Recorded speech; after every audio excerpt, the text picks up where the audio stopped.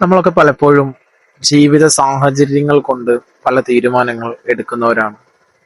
ഏറ്റവും സങ്കടപ്പെടുത്തുന്നത് ആത്മഹത്യയിലേക്ക് നമ്മുടെ പ്രിയപ്പെട്ട കൂട്ടുകാര് പലരും പോകുന്ന ആ ഒരു ചിത്രമാണ്.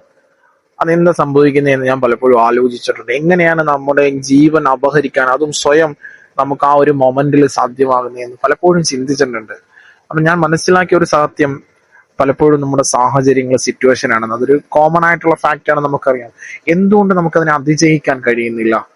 എത്ര സങ്കടമായിക്കോട്ടെ, എത്ര വലിയ പ്രശ്നമായിക്കോട്ടെ, നമ്മുടെ ജീവിതം നഷ്ടപ്പെടുത്തുക എന്നുള്ളത്, അല്ലെങ്കിൽ അടുത്ത നമുക്ക് വരാനിരിക്കുന്ന വലിയ സുഖങ്ങളും സന്തോഷങ്ങളും നമ്മുടെ പിന്നിൽ ഉണ്ടായിരിക്കും.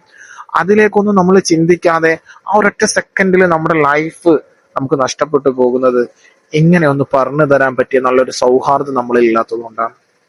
എങ്ങനെയൊന്ന് പറഞ്ഞു തരാൻ പറ്റിയ നല്ലൊരു കൂട്ട് നമ്മളിലേക്ക് ഇല്ലാതെ പോകുന്നത് കൊണ്ടാണ് അല്ലെ? നമുക്ക് വരുന്നൊരു പ്രശ്നം അത് നമ്മൾ ഒരാളിലേക്ക് ഷെയർ ചെയ്യുമ്പോൾ, നമ്മളെ കേൾക്കാൻ ഒരാൾ അടുത്തിരിക്കുമ്പോൾ, നമ്മുടെ കൈ ഒന്ന് ചേർത്ത് പിടിക്കുമ്പോൾ, സാരമില്ലടാ എന്ന് പറഞ്ഞൊന്ന് തോളില് തട്ടുമ്പോഴത്തേക്ക് നമ്മുടെ ഹൃദയത്തിന്റെ ഉള്ളിൽ നിന്ന് നമ്മൾ അനുഭവിക്കുന്ന ആ ഒരു സ്ട്രെസ്സിന്റെ 90% ഇറങ്ങിപ്പോവും.